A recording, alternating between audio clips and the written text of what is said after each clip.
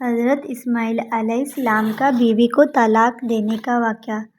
تفسیر مجمل بیان میں ابن عباس رضی اللہ تعالیٰ عنہ سے مروی ہے کہ جب حضرت ابراہیم علیہ السلام، حضرت اسماعیل علیہ السلام اور حضرت ہاجرہ کو مکہ میں چھوڑ کر واپس چلے گئے تو ان کے پاس جرہم نامی ایک قبیلہ بھی آ کر آباد ہو گیا۔ ایک مدت گزر گئی اور حضرت اسماعیل علیہ السلام نے اسی قبیلہ کی ایک عورت سے شادی کر لی۔ اس کے بعد حضرت ہاجرہ بھی اللہ کو پیاری ہو گئی۔ کافی مدت کے بعد جب حضرت ابراہیم علیہ السلام نے حضرت سارہ سے کہا کہ میں ہاجرہ کی خبر گیری کے لیے جانا چاہتا ہوں، تو حضرت سارہ نے اجازت دی اور یہ شرط رکھی کہ وہاں آپ اپنی سواری سے نہیں اتریں گے، یعنی فوراً واپس آ جائیں گے۔ بس آپ جب مکہ میں داخل ہوئے تو حضرت ہاجرہ کا انتقال ہو چکا تھا۔ پھر آپ جب حضرت اسماعیل علیہ السلام کے گھر پہنچے اور ان کی بیوی سے ان کا حال پوچھا تو اس نے کہا وہ بال بچوں کی خوراک کے لیے شکار کو گئے ہوئے ہیں۔ واضح رہے کہ مکہ کی زمین میں زراعت وغیرہ نہیں تھی اور حضرت اسماعیل علیہ السلام حرم سے باہر جا کر شکار پکڑ لاتے تھے۔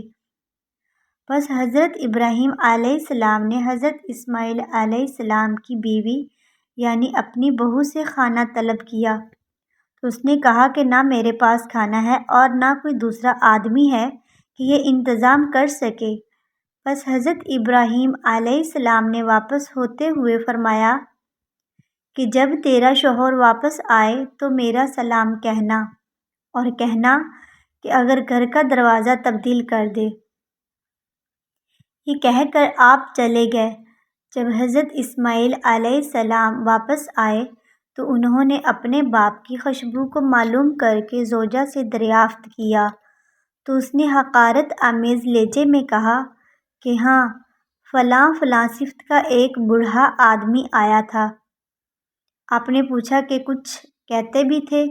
تو عورت نے جواب دیا کہ ہاں، وہ کہتے تھے کہ اپنے شوہر کو میرا سلام دے کر کہنا کہ وہ اپنے گھر کے دروازے کو تبدیل کرے۔ بس حضرت اسماعیل علیہ السلام نے فوراً اس کو طلاق دے کر دوسری شادی کر لی۔ کچھ عرصہ کے بعد حضرت ابراہیم علیہ السلام نے اپنی زوجہ سارہ سے اسماعیل علیہ السلام کو ملنے کی خواہش ظاہر کی تو انہوں نے اجازت دی اور پھر وہی شرط لگائی کہ سواری سے آپ نہیں اتریں گے اور فوراً واپس آ جائیں گے۔ بس جب حضرت ابراہیم علیہ السلام حضرت اسماعیل علیہ السلام کے گھر پہنچے تو اس موجودہ بیوی سے ان کے شوہر کا حال پوچھا۔ اس نے جواب دیا کہ وہ شکار کو گئے ہیں اور جلد ہی واپس آ جائیں گے انشاءاللہ۔ آپ نے کھانا طلب فرمایا تو فوراً دودھ اور گوشت سے ان کی ضیافت کی گئی۔ آپ نے برکت کی دعا فرمائی۔